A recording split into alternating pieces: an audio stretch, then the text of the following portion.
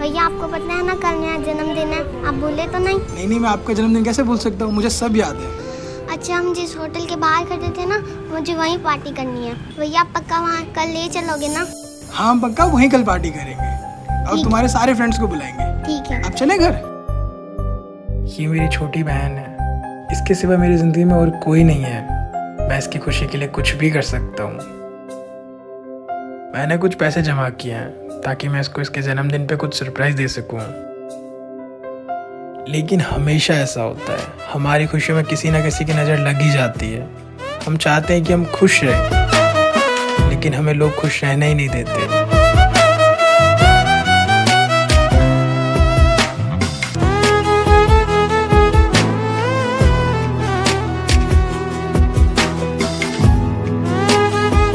अबे तू यहाँ क्या कर रहा है? भैया मेरी बहन का जन्मदिन था, इसलिए मैं यहाँ पे आया हूँ। जन्मदिन था तो यहाँ क्यों लेके आया? किसी ठेले पे लेके जाता। तुझे पता भी है कितना महंगा कैफे है ये। तेरे जैसे गरीब लोग यहाँ नहीं आ सकते हैं। लेकिन भैया आप तो मुझे जानते हो ना। तेरी झोपड़ी मेरे घर के सामने, इसका मतलब तू मेरा भाई हो गया। माना मैं तुझे बचपन से जानता हूँ, उसका मतलब ये नहीं कि तू मुझे भाई बोलेगा।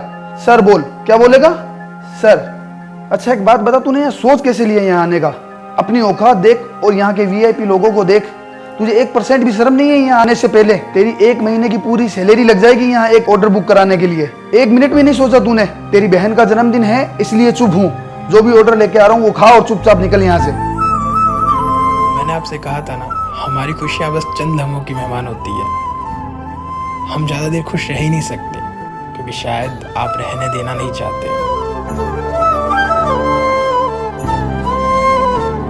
लेकिन भैया ये ऑर्डर तो पुराना है।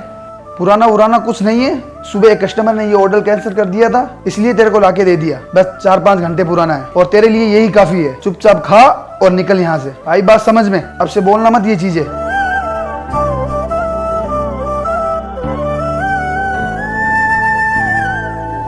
हम गरीब है तो इसमें हमारी क्या गलती है? हम भी तो मेहनत करते हैं, हम भी तो इस सोसाइटी का हिस्सा हैं। लेकिन हमारे साथ हमेशा गलत क्यों होता है?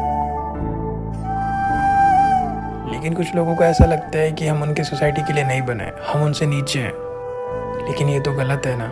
हम सबको इस सोसाइटी में इक्वल रहना होगा ना। लेकिन कुछ लोग ऐसा नहीं समझते हैं। वो हमारे साथ मिसबिहेव करते हैं, हमारे साथ बदतमीजी करते हैं।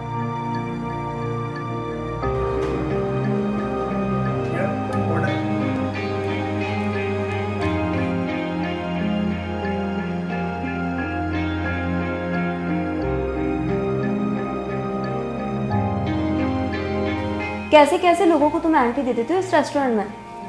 क्यों, क्या हुआ मैम? मैंने सुना था इस रेस्टोरेंट में वीआईपी लोग आते हैं। औकात क्या है इनकी? अब ये भूखे नंगे लोग हमारे बगल में बैठ के खाएंगे। निकालो यार इनको यहाँ से। दिमाग खराब कर दिया मेरा यहाँ पे आके।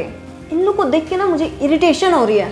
मैं कैसे इन लोग के बगल में बैठ के खा सकती हूँ? हाँ देखो इन लोग को यार, घिन आ रही है इनको देख के। औकात देखो इनकी। फुटपाथ पे देखना पसंद ना करूँ मैंने, और इनके बगल में बैठ के खाऊं? इम्पॉसिबल। जल्दी से जल्दी निकालो इनको यहाँ से। या तो तुम इन लोगों को यहाँ से बाहर निकालो, अदरवाइज पूरे रेस्टोरेंट की मैं इमेज स्पॉइल कर दूंगी। समझ आ रहा है कुछ? या कुछ और मैं बोलूँ तुम्हें? इतनी बार बोलूँ? जल्दी से जल्दी निकालो यार, इरिटेशन हो रही है एकदम से मुझे। जी मैं। यार अक्षय तुम कैसी कैसी जगह पे लेके आ जाते हो? देखा तो करो हम लोग जा कहाँ रहे हैं।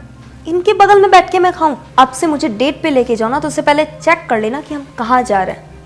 यार मेरा भी कुछ स्टैंडर्ड है। इनके बगल में बैठ के खाऊं? इम्पॉसिबल। देख तुझे यहाँ से जाना पड़ेगा अभी। समझ मेरी बात को। बाकी वीआईपी कस्टमर को प्रॉब्लम हो रही है तेरी वजह से, इसलिए चुपचाप निकल जा यहाँ से। अगर तेरे को खाना ही है तो बाहर बैठ के खा ले फर्श पे, मैं भिजवा देता हूँ। लेकिन यहाँ नहीं बैठ सकता। अपनी शक्ल देख, अपना हुलिया देख। बाकी कस्टमर को प्रॉब्लम हो रही है तेरी वजह से, वो तेरे पास बैठना नहीं चाहते हैं, इरिटेट हो रहे हैं वो। चुपचाप यहाँ से चला जा, वरना लात मार के बाहर निकालना पड़ेगा तुझे। उठेगा या नहीं उठेगा? धक्के मार के बाहर निकालूं?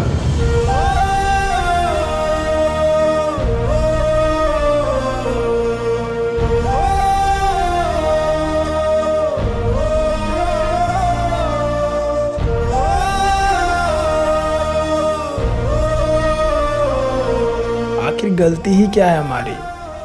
हम भी तो बस खुश रहना चाहते हैं, इतनी सी ख्वाहिश है हमारी।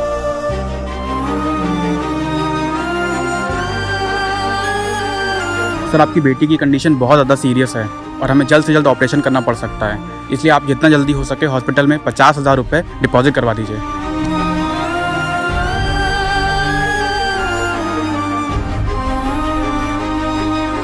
सर बोल क्या हुआ? सर मेरी बच्ची की तबीयत बहुत ज़्यादा ख़राब है, कम से कम मेरे को 50,000 रुपये की ज़रूरत है उसके ऑपरेशन के लिए। 40,000 रुपये मैंने अरेंज कर लिए सर, 10,000 रुपये की आप हेल्प कर दीजिए सर, प्लीज़ सर, मेरी बच्ची की जान बच जाएगी। ये क्या रोज रोज का नाटक है? अभी 5 दिन पहले तो तुझे पैसे दिए थे मैंने। ये तुम लोगों का रोज रोज का नाटक हो गया है। जब देखो तुम पैसा पैसा पैसा करते रहते हो। सैलरी दी थी ना अभी तुझे। अब तेरी बच्ची की तबीयत खराब है तो मैं क्या करूं इसमें? मैंने कोई चैरिटी खोल रखी है यहाँ पर। अगली बार पैसा मांगा ना तो नौकरी से लात मार के निकाल दूंगा। चल निकल यहां से। अगर हम कभी किसी के साथ गलत करते हैं तो हमारे साथ भी गलत ही होगा।